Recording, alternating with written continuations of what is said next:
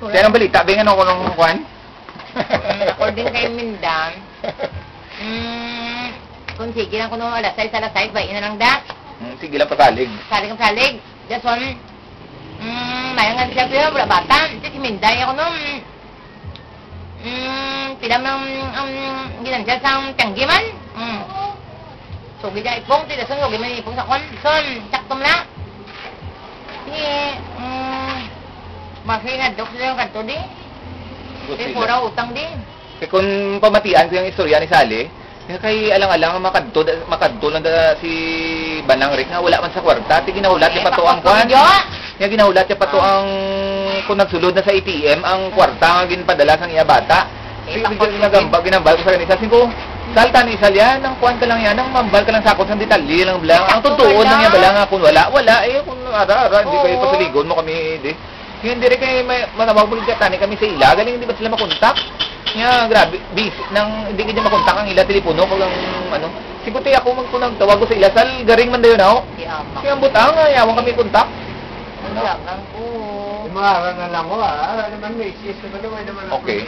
Amo na bali Sally gani. Ang kita sa kwarta. May 5 mil may sobra pa na da. Yan nga pa mang, okay, akong totoo, di yang mabot ako hindi. Karon to ambal ilan na Ilan. kay ite ambal man ni Sally nga ga problema gid sila kay may is man. Amo na ambal Sally. Pero teng iyan man lang ni Minda nga sila nga presidensya nila. Mga presidensya ka magasto sa mga bulong dapat ka mo. Dapat ang presidensya nila bla ako mag-follow up bla. Lagi dyan nila, yung ginanglan, di tani. Di po ko hindi sila, tiyambot sila, wala namin may mo eh. Naulat man sila. Amo na. Mako mo kagabi. Ako daw nila nervyos. Kagabi nga teksanay na munto, wala man sila gabalos kay nagtawag si Banang Sakon bla. Nga kun hindi man maintindihan basta nabatian ko lang to nga sa gabi siya maabot pero kapamangko ko siya kung ano oras. Ang tingog ito hindi maintindihan. Text ko siya, kadua ko mag-text, wala gid sila nagbalos. Hasta na nagaga, hasta na nagudto, wala gid nagbalos-balos. Ako kugidyo nga, wala kwarta nyo. Wala kwarta. Wala kwarta gani kay...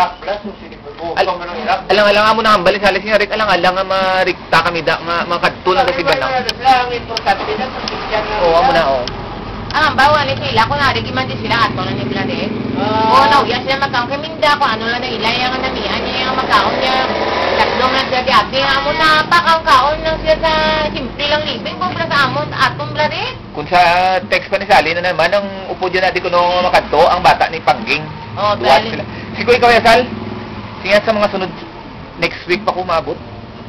Kay tapuso niya pa kuno ang ilang graduation. Hindi nga magdan si Kwani. Hindi, wala ko kabalo. Doy ako nanonood yung desisyon. Kasi ilubong na nila. Kung ilubong na nila, kung desisyonan na nila, kaya ang base yung kunang ibalsamasyon niya para lang yan sa 3 kadlaw o kung 4 kadlaw ya. Padugangan nila bayaran nila Naisa pa na. Kaya kuno laton giti Sally. Amo na bla kung abla nga dito sila sa abroad yo, sige lang sila inom lang sila ka safety. Isip silang lubong da. Pag-set nila sing lubong da, kag hindi magabot, palubong dahil pabalon na sila nga mo ng pizza, lubong.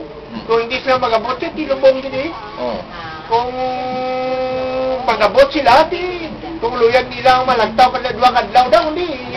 Tugungan naman nila, formalin da. Traditional. Kung pila kadlaw, luyag nila. Sakit ang ulo ko sila. Ang ilakang problema man na sila, kaya wala sila nagasugis ng tuntuon. Kaya gina-relate na sa ila nga mensahe, hindi dili amo, gapo amo nang galain. Ikaw pa ko dyan, hindi ka mo nga kigad yung aduwa na sakon, ha? Ay, expect ko gid. Ay, expect ko gid dyan. Saan mo nung gid yung tuntuon? Kaya, mas